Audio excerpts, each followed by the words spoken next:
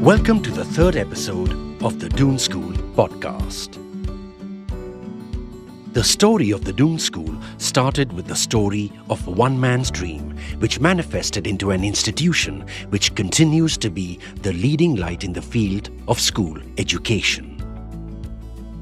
Mr. Foot's appointment as the first headmaster of the Doon School was confirmed on 12th of November 1934. Though Mr. Satish Ranjan Das did not live to see this, his grandson Mr. Shomi Ranjan Das became the sixth headmaster of the school in 1988. Mr. Foot accepted this position without ever having visited India. He later said that the school appeared to be surrounded by forests and close to mountains, and the possibilities of outdoor recreation and mountaineering seem to have influenced his decision as much as the chance to create a completely new type of school in India. Mountaineering at the Doon School would ascend to glorious heights. Less than 2 decades later, Mr. Gurdial Singh, a geography master at Doon, climbed Trishul, becoming the first Indian to climb a major peak, heralding the age of mountaineering for Indians. The Indian Mountaineering Foundation, which was established a few years after the climb, recognized it as the beginning of Indian mountaineering. But more on that in a later episode. Mr. Foot was asked to recommend the names of 2 gentlemen who could be appointed as housemasters. Around this time, one morning, a master at Harrow was having his breakfast when he came across the news of Mr. Foot's appointment in the Times. His name was John Martin, and he was as much a rebel at Harrow as Arthur Foot was at Eton. Although he had never heard of Dehradun, he had had some correspondence with Mr. Foot since they had both taken parties of boys on relief expeditions among unemployed miners in South Wales. It is no wonder that taking boys on relief expeditions became a prominent feature in the learning environment of the Doon School. Mr. Martin wrote to Mr. Foot, asking him about the new school. A few days later, Mr. Foot and the lady who was soon going to be Mrs. Foot called on him at around 10 p.m. and stayed talking about the new school till after midnight, by which time Mr. Martin had made up his mind to join him. The school was to open in March 1935. Disdaining superstition, John Martin left London on Friday the 13th of February and reached Bombay at the end of the month, only to find out that the school was not to start till September. His disappointment was mitigated by the knowledge that he was to be paid from the time of his arrival in Bombay. The other gentleman, Mr. Barrett, unfortunately had sent in his resignation and had to secure temporary employment in England. The reason for the delay was that the buildings were not ready. Sir George Anderson had reported that the upper story of the main building was ready for immediate occupation. But finding only one small tap in the concert hall, the new headmaster decided otherwise. Heading to Dehradun, John Martin broke journey at Gwalior, where the Foots arrived in their new car. They attended a tea party where Sir Edmund Gibson, then resident, was also present.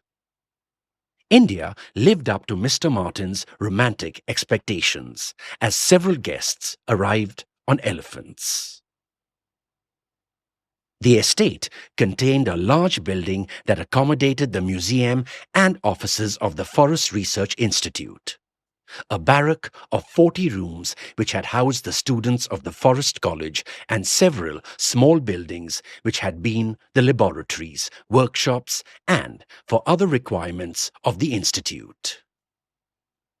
Apart from these, there were 4 old bungalows: Gladys Villa, which was later known as Foot House; Chestnuts, which later became Martin House, Sikandar Hall, which later became the residence of the housemaster of Jaipur House, and the Chandbagh Villa, which later became the residence of the housemaster of Tata House. They could all be used, but many additions and alterations had to be made. Sanitary fittings and sewage works had to be installed. The large museums had to be converted into classrooms, and dining rooms, kitchens, and quarters for the masters had to be built. Furniture, cutlery, crockery, hospital equipment, laboratory apparatus, cloth for the boys' clothes, shoes, beddings, school books, sports gear, and many less obvious things had to be bought. And most importantly, the staff had to be engaged. Mr. and Mrs. Foote moved into Gladys Villa, but were having their meals with Captain Sardar Khan, who had established himself in the old hospital. Captain Sahib, a gentleman of the old school, had been adjutant of the RIMC and was eminently suitable to be the new headmaster's personal assistant. Although the headmaster was extremely busy, there was not much he could depute to the housemasters. So Mr. Martin went on a short tour of Banaras and Shantiniketan. As the preparations for the school to open were on, there was once great anxiety regarding the new prospectuses. They were posted to a lot of likely parents, but no replies had been received. It was feared that a rival institution had intercepted them. So someone was sent off with a new lot of them to be posted from Saharanpur. Soon after, a larger crisis loomed. Mr. Foote had become impatient with the Board of Governors and the delay, and had gone over their heads to Lord Willingdon. The members of the board were so incensed with this that for a short while Mr. Foote's position was in jeopardy. If he had left, then Mr. Martin too would have left, and it is hard to imagine what the ethos of the Doon School would have been like then, without the immeasurable contribution of these two gentlemen who laid the foundation of the traditions of the school. As the day of the opening of the school came closer, more people arrived to take charge of their respective positions. Mr. Barrett scarcely arrived in time because the High Commissioner's office had been insisting that it was dangerous to travel in August. Miss Oliphant arrived to take charge of catering. She was to leave after a term to set up the Welham Preparatory School in 1937. The other dame, however, wired to say she would not be able to make it as she had fallen down the stairs into a packing case. The first batch of Indian masters to join the Doon School were Mr. Kapoor, Mr. Menon, Mr. Muinuddin, and Mr. Rashid. Poor Mr. Rashid was bitten by a snake the night before the boys were to arrive. Mrs. Foote gallantly sucked out the poison before he was rushed to the military hospital. The snake was never found, and everyone was quite anxious, not just for Mr. Rashid, but also the fear that this sort of thing would happen all the time. Luckily, it did not. The day of the opening of the school finally arrived. On the morning of September 10th, 1935, Mr. Foote was at the station to meet both the morning trains, one from Delhi and the other from Calcutta. For 13 years, he was to make it a point of meeting and seeing off all school parties, a practice that the second headmaster, Mr. John Martin, continued. Mr. Foote and Mr. Martin stood shaking hands with the new arrivals. That afternoon, the parents of the new boys were invited to tea in the Hyderabad House dining hall, which was the sole existing dining hall then. The new boys had been issued their games clothes and were playing in the main field. The parents seemed satisfied, but by the end of the first day, the housemasters were very tired. There were 75 boys in the first term, numbers 1 to 70 and 176 to 180. They were housed in the two houses, Martins and Barrett's, which later came to be known as Hyderabad and Kashmir houses respectively. Mr. Martin writes of those initial days. Life continued to be very exhausting. For one thing, the textbooks long ordered had not arrived and we had to do without them. Secondly, to begin with, there were no prefects.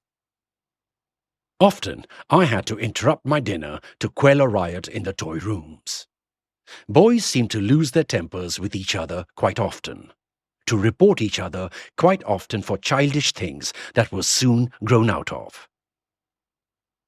Perhaps the greatest shock I have ever had as a schoolmaster occurred on the first Sunday of the term. Before breakfast, I walked around the house when suddenly around the corner a figure appeared with long hair down to its waist. I had never seen a Sikh with his hair down before, and for the fraction of a second I thought a visitor of the fair sex had been entertained. In the first term, there were a lot of headmaster's eggs. A curious term, eggs, was Mr. Foot's way of referring to a notice circulating an idea that he had hatched. Mrs. Foot had arranged them neatly in files labelled Eggs 1935, Eggs 1936, etc. In October came the first Founders' Day, the official opening of the school by Lord Willingdon. There was a suggestion that the viceregal party should arrive on elephants, but it was feared that if that happened, the boys may not notice the viceroy. A magnificent shamiana was erected, complete with red carpet, where the senior tennis courts came up later, and which is now known as South Lawns. The boys looked very smart in their brand new grey suits, blue shirts and white ties. The grey suits were later discontinued for economy's sake. Incidentally, before the war, masters always wore gowns, as can be seen in pictures of those times. Miss Welby, the aptly named hospital sister, was terrified of boys getting sunstroke. It was therefore made a rule that boys must wear hats to and from school. To ensure that the rule was followed, Miss Welby herself would stand on the steps of the old hospital, lying in wait for offenders, to whom she would administer doses of castor oil. Sometime in the first term, it was decided that the boys should go on an expedition. At that time, there was only one person who knew the area around Doon, and that was Miss Welby. She suggested that the boys be taken to Lachiwala.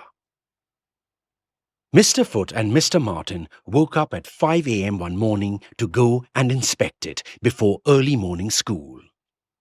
They felt it was very dangerous, but decided it would be safe to let the boys paddle in Rey Nadi.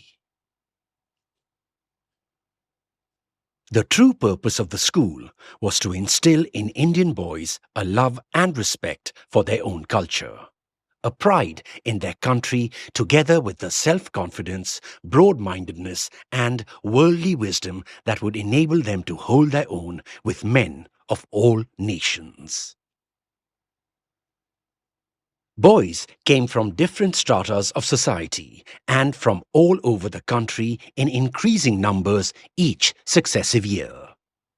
They came from Swat, Chitral, Kashmir, Patiala, and Jaipur through Assam, Sikkim, Bengal, and Odisha to Travancore, Hyderabad, Madras, Bhopal, Lucknow, Bombay, Jamnagar, and everywhere in between.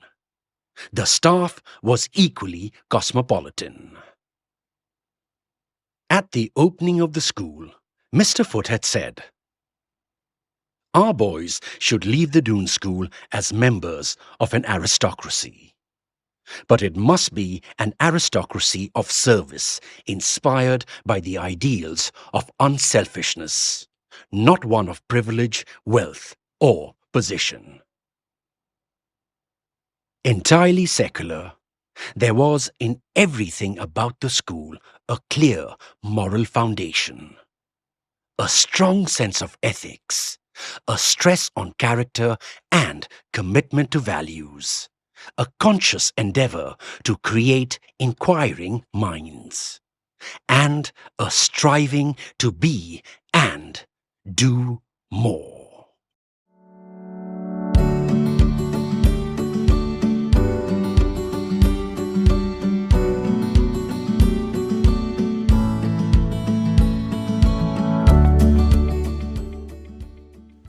The content of this podcast comprises history, anecdotes, and memories regarding the Doon School.